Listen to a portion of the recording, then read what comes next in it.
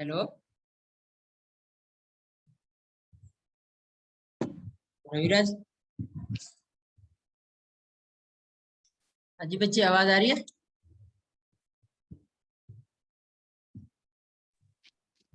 हाँ जी सर, हाँ जी आ रही है।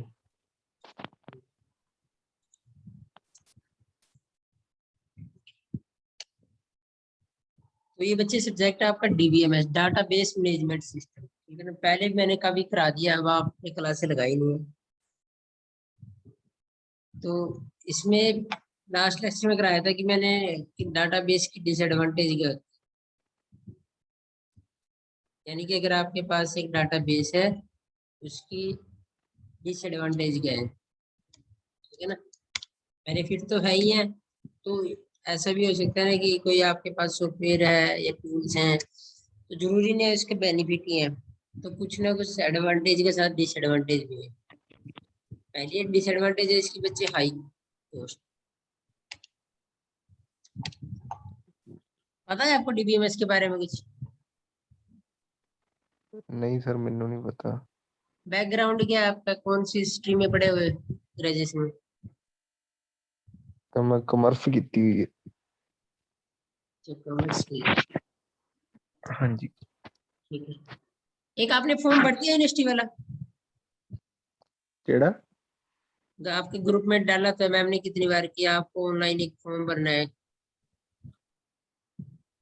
पता नहीं सर, मैं देखा नहीं। और या मैं मार कैसे और रीड कर देना हूं, मैं देखता नहीं मैसेज। देखना पड़ेगा, नहीं फिर आपकी कैंसिल हो जाएगा एडमिशन।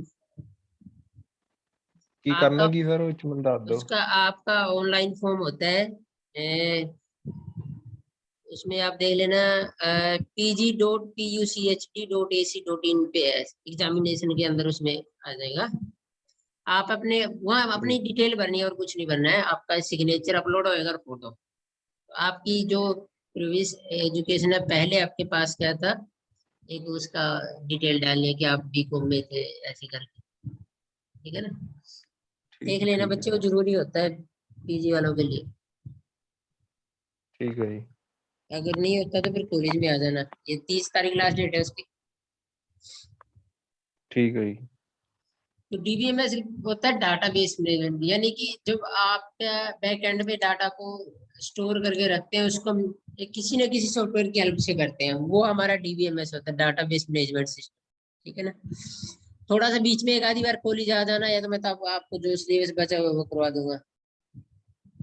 ठीक है ना, ताकि हाँ आपको जी, हाँ थोड़ा जी। पता तो चले ना कि होता क्या है, फिर ऐसे तो मतलब समझ में नहीं आएगा। हम्म। तो इसकी मैंने पहले एडवांटेज बताई थी, मैं थोड़ा ब्रीफ में बता देता हूँ। जैसे एक तो क्या होता है कि डाटाबेस में आपका सबसे बड़ा बेनिफिट होता है कि आपकी बैकअप होता है एक एंड पे।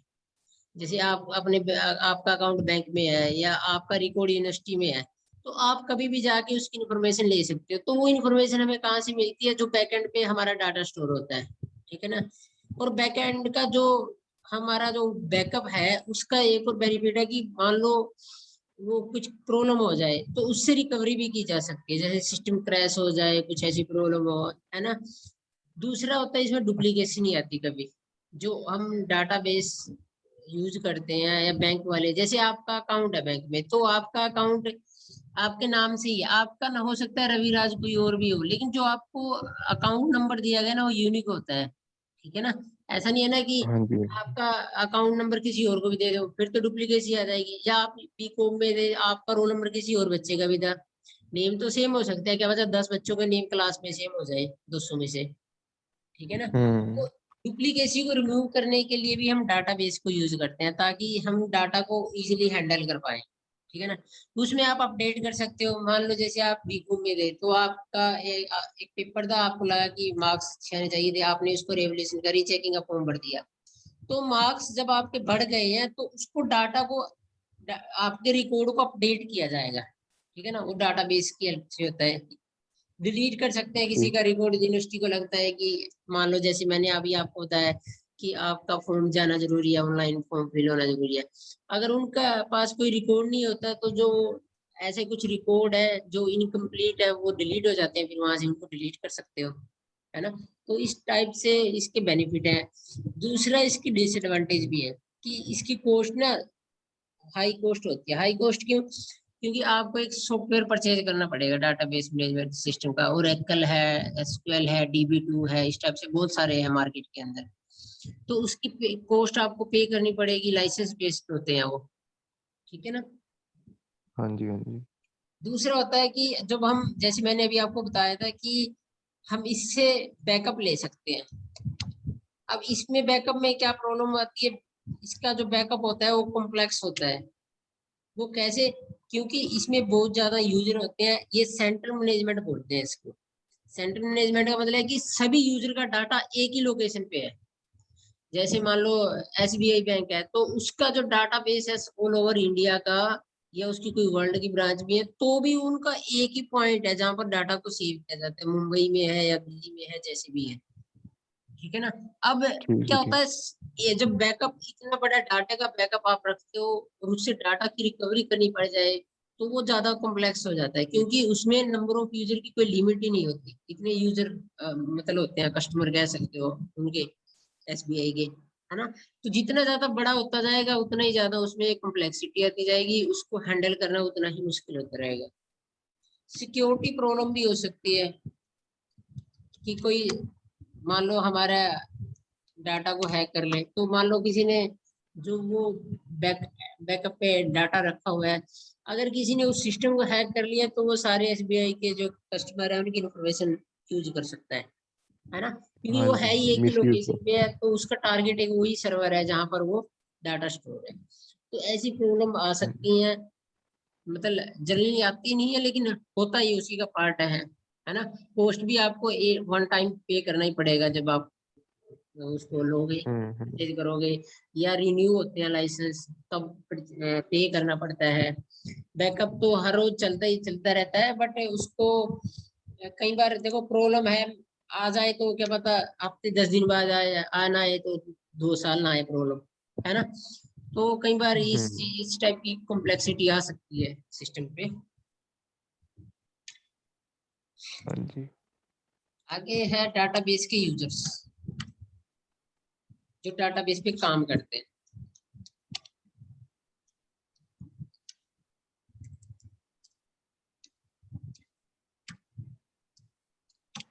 पहला यूजर होता है नेव यूजर।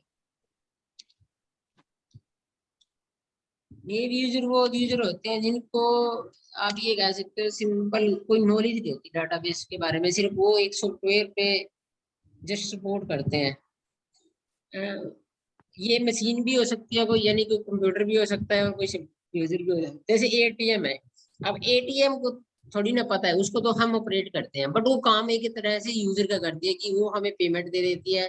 या आजकल मशीन आ गई है कि आप अपने अकाउंट में पैसे, है ना, करा डिपॉजिट सकते करा हो, सकते हैं। डिपॉजिट करा सकते हो, या पासबुक अपडेट कर सकते हो वहीं पे मशीन हाँ के थ्रू, जी, है हाँ ना। जी, हाँ जी। तो हाँ करता तो जी। वो भी एक यूजर का काम है ना, बट उसको थोड़ी ना पता है कि कैसे कौन कौन सा काम होगा। प्रोग्रामिंग की हुई है हम्म, एक तरह से, वो उस प्रोग्रामिंग के बेस पर जी। अपना काम करता रहता है, बट काम एक यूजर का ही करता है ना। अगर वो नहीं होगा तो एक पर्सन को बैठना पड़ेगा वहां पे, है ना, लोगों को हम्म। हेल्प करने के लिए। तो वो ये नेव यूजर होते हैं, वो जस्ट क्या सिस्टम को सपोर्ट करते हैं, हमारे कंप्यूटर को सपोर्ट करते हैं। ये वो चाहे कोई मशीन के थ्रू, या कह सकते हो ATM हो गया, ऑटोमेटिक ऑटोमेटेड टेलर मशीन कह सकते हो, ठीक है ना। हाँ जी, दूसरा हाँ होता जी। है ऑनलाइन यूजर। ऑनलाइन यूजर क्या होता है कि जो सिर्फ डायरेक्टली हमारे कंप्यूटर से, या ऑनलाइन या इनडायरेक्टली, या किसी यूजर के थ्रू, जैसे भी वो एक इंटरफेस प्रोवाइड करते हैं कम्युनिकेशन का, ठीक है। मान लो हम जैसे ऑनलाइन परचेज करते हैं, है ना। तो एक तरह से हम उस वेबसाइट के यूजर हैं जहां से हम डाटा को एक्सेस करते हैं, वो परचेज करते हैं कोई प्रोडक्ट। जैसे आप Amazon यूज करते हैं या फ्लिपकार्ट, तो आप हो तो उनके एक तरह से यूजर, बट उनको नहीं पता आप किस, कहाँ से कैसे डाटा को एक्सेस कर रहे हो। बट उन्होंने क्या किया हुआ है, ऑनलाइन की फैसिलिटी दी हुई है कि आप हमारा प्रोडक्ट को ऑनलाइन परचेज कर सकते हो, ठीक है ना। हाँ जी, हाँ जी। एप्लीकेशन प्रोग्रामर हो सकता है, ये मेन यूजर होता है इनका। यानी कि जो हमारे सॉफ्टवेयर है वो उसके लिए रिस्पॉन्सिबल है, उसको डेवलप करता है, बनाता है। जैसे मैंने ओरेकल की बात की थी, डाटाबेस की DB2 की बात की थी, ठीक है ना, SQL सर्वर की बात की थी। तो ये जो बनाए जाते हैं ना सॉफ्टवेयर, तो वो एप्लीकेशन प्रोग्रामर के थ्रू बनाए जाते हैं, जिनको जैसे बोल देते हैं ना सॉफ्टवेयर इंजीनियर। ये वो उस कैटेगरी के यूजर होते हैं जो रियल में काम करते हैं, ठीक है ना। उनको सिर्फ इंस्ट्रक्शन दी जाती है, किसके द्वारा? वो DBA यूजर होता है, डाटाबेस एडमिनिस्ट्रेटर, ठीक है ना। तो डाटाबेस एडमिनिस्ट्रेटर क्या करता है, उसको बताता है कि हमारी रिक्वायरमेंट है। मान लो आप तो कोई सॉफ्टवेयर बनाना है अपने बिजनेस के लिए, तो आप जिस पर्सन से उसको डेवलप कराओगे, तो आप अपनी रिक्वायरमेंट तो बताओगे ना, कि हमारी नीड क्या है, हमारे बिजनेस की नीड क्या है ना। तो ऐसे तो है नहीं कि कोई आपने किसी सॉफ्टवेयर इंजीनियर को बता दिया कि वो आप एक सॉफ्टवेयर बना के दे देगा। जब तक आप ये नहीं बताओगे कि आपको एग्जैक्ट में चाहिए क्या, तब तक आपका कोई सॉफ्टवेयर बना नहीं सकता, है ना। तो हाँ इस जी। इस टाइप का जो पर्सन होता है, यूजर होता है, उसको मैं एप्लीकेशन प्रोग्रामर बोलते हैं, सॉफ्टवेयर इंजीनियर भी बोल सकते हो, डेवलपर भी बोल सकते हो, ठीक है ना। बट आप वहाँ पर हम्म, एप्लीकेशन प्रोग्रामर लिखोगे तो ज्यादा बेटर है, क्योंकि इसका जो एक नेम डिफाइन किया गया है डाटाबेस के लिए, वो एप्लीकेशन प्रोग्रामर ही है। ठीक है सर।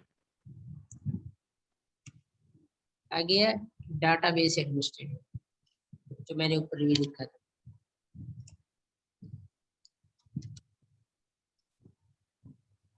सर ये क्या MST होता भी होने हैं? है बच्चे? MST होने हैं अपने? MST तो कुछ कह नहीं सकते अभी तो। अगर ऑफलाइन होती क्लास फिर तो हो भी जाते, ऑनलाइन में तो ये है कि आप ना खुद ही जैसे मैनेज करना है अपने आप कर लो, है हाँ ना। जी, हाँ जी। जैसे असाइनमेंट वगैरह दे दो, या जो भी प्रैक्टिकल का काम है वैसे कर सकते हैं। ओके। DBA बच्चे जो मैंने जैसे बताया भी था, ये कोई सिंगल पर्सन भी होता है और इसकी एक टीम भी हो सकती है, कि आपका जो ऑर्गेनाइजेशन है उसको हैंडल करने के लिए एक पर्सन काफी नहीं है, तो मे भी नंबर ऑफ पर्सन हो सकते हैं, ठीक है ना, ऑर्गेनाइजेशन के अंदर। तो इसका काम है कि एक तरह से ये क्या करता है, यूजर से उनकी इंफॉर्मेशन कलेक्ट करता है, भी आपको किस टाइप की इंफॉर्मेशन, मतलब कि कैसा इंटरफेस चाहिए, आपको कैसे काम करना है। मान लो आप अकाउंटेंट है, अकाउंटेंट की नीड अलग है ना। एक कोई सिंपल क्लर्क है, उसकी नीड अलग है। कोई और टाइप का काम करता है, उसकी नीड अलग है। तो जितने भी यूजर होंगे, ये बैंक का एग्जांपल ले लो, वहाँ कैशियर बैठा होता है, एक सिंपल एंट्री वगैरह करने वाला होता है मान लो, या फिर किसी ने अकाउंट ओपन करना है। तो सबको सबकी अलग अलग नीड है ना।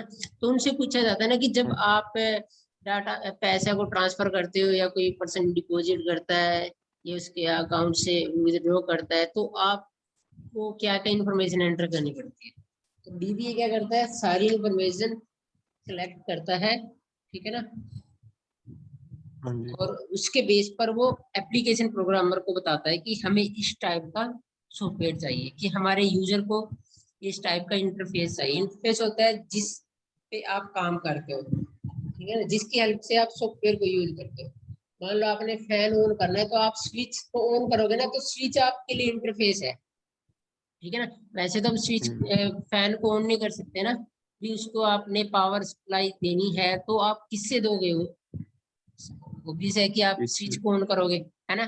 तो स्विच आपके और फैन के बीच में इंटरफेस का काम करता है, ठीक है ना। आप एज ए यूजर उस स्विच को इंटरफेस की तरह यूज करोगे, कि आपने उसको ऑन पे क्लिक किया तो पावर चलेगी, सप्लाई होगी, ऑफ किया तो बंद होगी, बंद हो जाएगी तो पावर ऑफ हो जाएगी, तो आपका फैन भी बंद हो जाएगा, या लाइट है जो भी एग्जाम्पल दे सकते हो। हम्म, एंड यूजर होता है बच्चे, एंड यूजर एक्चुअली में वो होते हैं जो सिर्फ एंट्री का काम करते हैं, डाटा एंट्री बोलते हैं इनको। हाँ जी, हाँ जी। छोटा सा एग्जांपल है, आप रेलवे स्टेशन पे जाओगे, टिकट बुक करवाते हो वहां पे ना, उनको थोड़ी ना कंप्यूटर के उसके बारे में पता है। उनके पास तो स्क्रीन ओपन होती है, वो आपके सोर्स टू डेस्टिनेशन डाल देते हैं, कि आपने लुधियाना से बम्बे जाना है, मान लो दिल्ली जाना है, कि आप यहाँ से वहां तक जा रहे हो, और वो सॉफ्टवेयर उसके जो भी आपका चार्जेस होते हैं जनरेट कर देता है ना। तो उसको हाँ जी। इंटरनल कोई नॉलेज नहीं है उस सॉफ्टवेयर के बारे में। उसको सिर्फ ये पता है कि इस पर्सन को हमने ये वाला टिकट बना के देना है, तो उसको, या उनके कोई कोड जनरेट किए होते हैं, है ना, हो सकता है जैसे लुधियाना का LDH है मान लो, दिल्ली का DLH समथिंग कुछ भी हो सकता है। तो बस वो एंटर करता है और उसको एक अमाउंट जनरेट होकर मिल जाती है, वो पर्सन को दे देता है। बस उसने क्या काम किया, सिर्फ वहां पर डाटा डाला। क्या डाटा डाला भी, आप कहाँ से कहाँ जा रहे हो, ठीक है ना, हाँ जी। या रिजर्व करना है तो आपका नेम एज वगैरह जो भी उनकी रिक्वायरमेंट होती है, बस वो इन्फॉर्मेशन वहां पर एंटर करते हैं। और उनको कोई नॉलेज नहीं है कि कैसे काम होता है इसमें, ठीक है ना। मान लो कोई समझ गया प्रॉब्लम आ सर। जाए तो वो सोल्व नहीं कर सकते, उनको नहीं पता कि क्या हम्म प्रॉब्लम होगी, कैसे चल रहा है, क्या है। हम्म तो ये यूजर है डाटाबेस के। अच्छा इंपॉर्टेंट क्वेश्चन है, ये आ जाता है कई बार आपके एग्जाम में। ठीक है सर। एक जो हमारा इसका रोल है, रोल्स ऑफ DBA। DBA के बारे में मैंने बताई थी, अब दोबारा तो क्या बताएं, एक ही बात है ना। हम्म इसके अलग अलग रोल्स है। रोल्स ये है कि एक तो मैंने जैसे आपको बताया कि इसका काम है कि ये इंफॉर्मेशन कलेक्ट करता है यूजर से, जिसके बेस पर ये डिसाइड किया जाता है कि हमारा सॉफ्टवेयर की रिक्वायरमेंट क्या क्या है, ठीक है ना। अब उसके ये साथ में रिस्पॉन्सिबल है कि हमारी इम्प्लीमेंटेशन या मेंटेनेंस या रिपेयर और डाटाबेस की, यानी कि ये देखता है कि हमारा डाटाबेस जो सॉफ्टवेयर है वो सही काम कर रहा है नहीं कर रहा है, अगर रिपेयर की जरूरत पड़ती है या मेंटेनेंस की जरूरत पड़ती है, मतलब वो सारा कुछ देखता है उसको ओवरऑल। ऐसा नहीं है कि उसने उसको सिर्फ डेवलप करा लिया है, डिजाइन कराने के बाद उसका काम खत्म हो गया। उसके हर रोज का काम है कि वो चेक करेगा कि वो एग्जैक्ट या प्रॉपरली काम कर रहा है नहीं कर रहा है, जिस तरह से हम इनपुट देते हैं उसके अकॉर्डिंग आउटपुट मिल रही है नहीं मिल रही है, ठीक है ना। हम्म अच्छा ये भी ये डिसाइड करता है कि उसका स्ट्रक्चर कैसा होता है। स्ट्रक्चर मीन कि जब आप एंट्री करते हो ना, भी आपने यूजर से पूछ लिया है तो आपको डाटा का स्ट्रक्चर पता चल गया कि इस टाइप का डाटा बेस हमने डेवलप कराया है, इसी टाइप का डाटा की आप एंट्री कर सकते हो, है ना। तो वो भी वही डिसाइड करता है। डाटा की बैकअप लेना, उसके रिकवरी करना, अगर कोई प्रॉब्लम आ जाती है तो वो DBA कर सकता है, ठीक है ना। अच्छा वो ये डिसाइड करता है कि हमारा डाटा बैकएंड पे स्टोर होगा तो कहाँ होगा, मतलब कि अगर उनके पास मोर देन वन ऑप्शन है, ठीक है ना, तो वो उसमें सारे डिसाइड कर रहा है। साथ में वो user name password and password, मान लो जब आपके डाटाबेस पर कोई यूजर काम करता है ना, तो उसका एक यूजर नेम भी होता है और इसका एक पासवर्ड भी होता है। तो वो आपको कौन बना के देता है, DBA, डाटाबेस एडमिनिस्ट्रेटर, ठीक है ना। यानी कि उसने सारा PC सॉफ्टवेयर की देखभाल करनी है, सिंपल वे में आप कह लो कि वो उसको हैंडल करता है ओवरऑल, ठीक है ना, हम्म मॉनिटरिंग करता है वो उसकी। अब जो जैसे यूजर की बात हो रही है, तो यूजर में ये भी होता है कि यूजर को आपको किस लेवल का एक्सेस देना है।